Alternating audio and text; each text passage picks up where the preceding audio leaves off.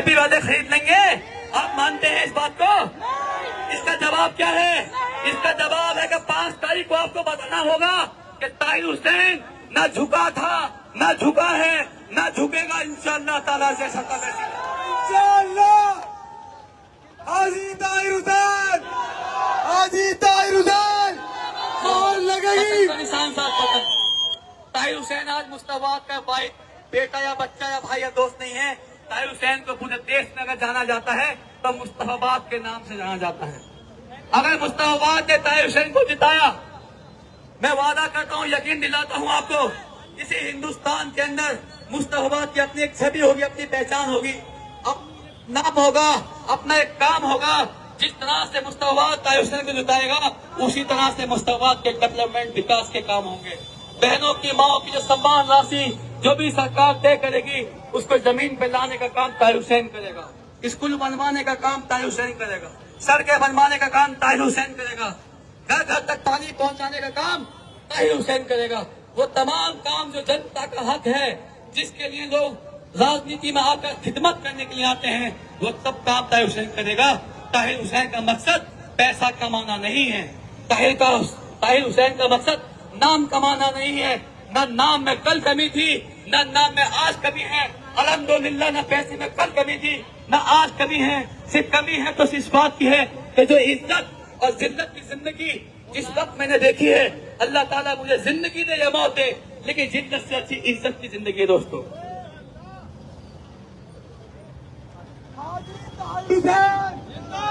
हाजी ताहिर हुसैन कौन लगेगी? बटन दबेगा। हाजी ताहिर हुसैन, हाजी ताहिर हुसैन। बिल्कुल दोस्तों, जब मेरी बर्बादी का, परेशानी का पहला साल था, तो मैं बड़े अफसोस में था। मैं ये सोचता था कि मैं जिंदगी को आगे कैसे पूरी करूंगा। तमाम तरह के बुरे बुरे ख्याल दिमाग में मेरे आते थे।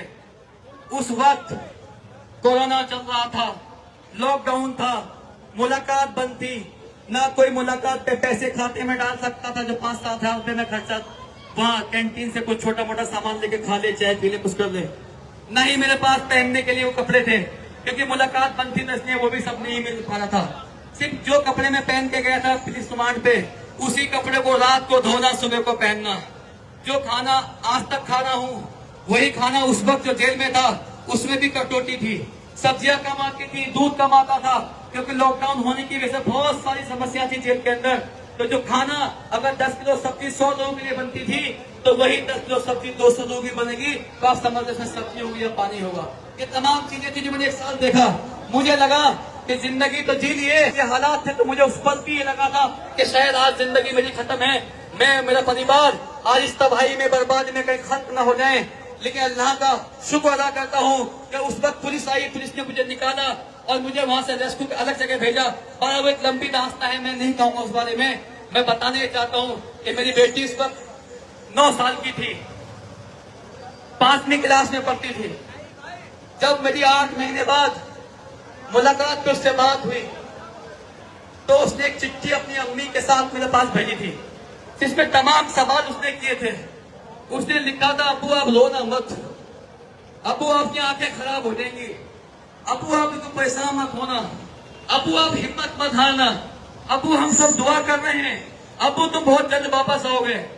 उस वक्त मेरे पास अपना दर्द बयां करने के लिए सिर्फ दीवारें थी, छत, आसमान, जो चांद रात होती है, चांद की रात होती है, शाम के सूरज छुपने के बाद वो जेल के अंदर जो जेल में बंदी भाई होते हैं, उन्हें वो देखने का मौका नहीं मिलता, क्योंकि जब सूरज निकलता है तो वहां की गिनती खोल दी जाती है कुछ देर के लिए, 2 घंटे के लिए। और जब सूरज बंद होता है तो सबको अपनी अपनी सेल में जाके बंद होना पड़ता है। तो उस वक्त मेरे पास अखबार था, कलम थी, पेन पेपर थे। मैंने बुजुर्गों के साथ बैठ के, बहुत सारे शायर ऐसे दोस्त हैं मेरे, जिनके साथ में शायरी सुनता था। मुझे कभी मौका नहीं मिला, ना मैं चाहता था, मुझे कभी समझ नहीं आया कि शायरी क्या होती है। लेकिन मैंने जब उस वक्त कदम उठाई, तो जो मेरे अंदर हालात थे, जो दर्द था, जब वो निकल के बाहर आया, कलम के जरिए मैंने पेपर पर लिखना शुरू किया। तो मैंने अपनी बेटी की चिट्ठी निकाली कुछ चिट्ठी में जब मैंने देखा कि मेरी बेटी मुझे हौसला दे रही है, मुझे हिम्मत दे रही है, तो मैंने लिखा था कि दरवाजे पर नजर है उसकी, इंतजार मेरा वो करती है। दरवाजे पर नजर है उसकी, इंतजार मेरा वो करती है।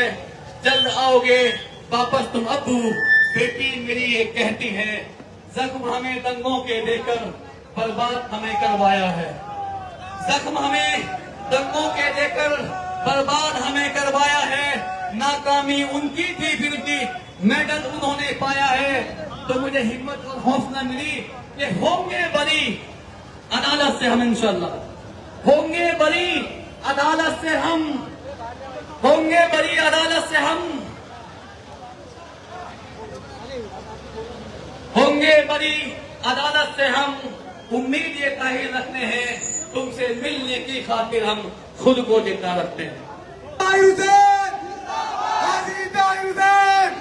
कौन लगेगी, कौन लगेगी, बटन दबेगा, बटन दबेगा। और लंबी दास्तां है, बहुत सारी बातें हैं। अल्लाह के हुक्म से, आपकी दुआओं से मुझे यकीन है देश के कानून पे, अल्लाह के हुक्म पे, के अल्लाह का हुक्म होगा, देश का कानून मुझे रिहा करके हमेशा के लिए आपके पास भेजेगा। और तब मैं आपसे मिलूंगा, तब रूबरू होकर आपसे बहुत सारी बातें करनी है। दोस्तों बुजुर्गों, आज तमाम ये लोग नम आंखों से मुझे देख रहे हैं, मुझे समझना चाह रहे हैं। तमाम तरह के सवाल उनके मन में हैं कि ताहिर हुसैन को अचानक 5 साल के बाद ही क्यों याद आई मुस्तफा। चलो ये ऐसे तमाम सवाल हैं जो कहीं ना कहीं मुझ तक पहुंचे भी हैं। मैं कहना चाहता हूं कि ताहिर हुसैन कभी मुस्तफा को न भूला था, न भूला है, न भूलेगा, क्योंकि ताहिर हुसैन मुस्तफा का बेटा है। ताहिर हुसैन मुस्तफा की बहनों का भाई है। ताहिर हुसैन मुस्तफा जो हमारी माँ है, मैं उनके लिए उनका बेटा हूँ, नौजवान साथी हूँ, यहाँ के बच्चों का मैं मामा हूँ, यहाँ के बच्चों का मैं चाचा हूँ। तो ताहिर हुसैन मुस्तफा को भूल ही नहीं सकता। कुछ तो मजबूरियां नहीं, यूं ही कोई बेवफा नहीं होता।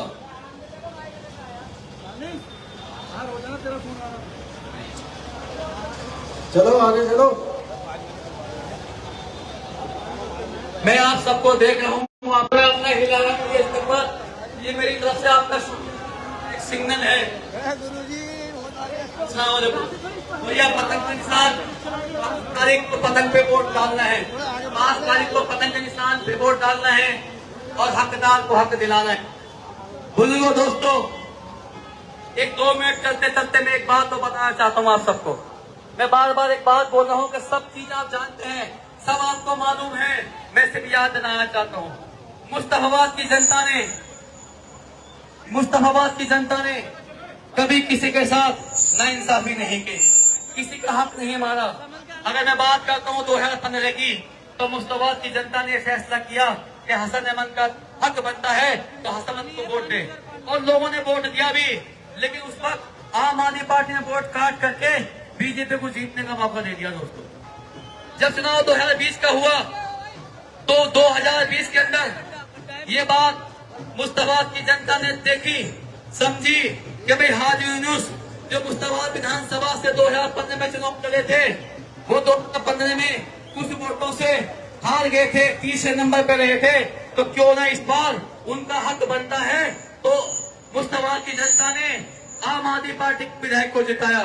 मगर अफसोस, मुस्तफाबाद के अंदर कोई काम सरकार केजरीवाल की होने के बावजूद, विधायक उस पार्टी का होने के बावजूद कोई काम मुस्तफाबाद में नहीं हुआ।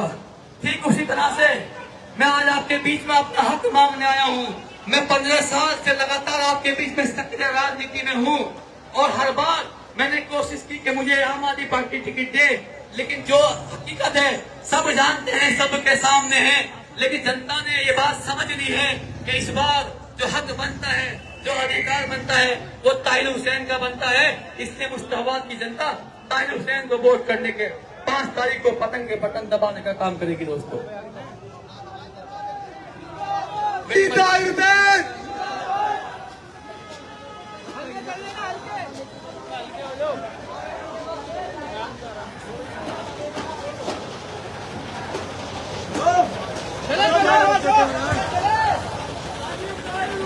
जिंदाबाद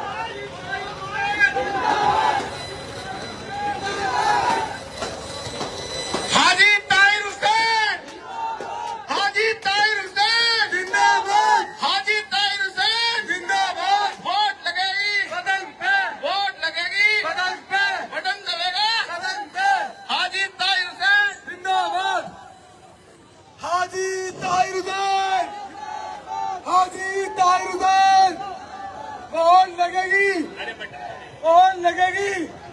अरे इंसाफ दिलाने निकले हैं, इंसाफ दिलाने निकले हैं, आओ हमारे साथ चलो। हाजी ताहिर हुसैन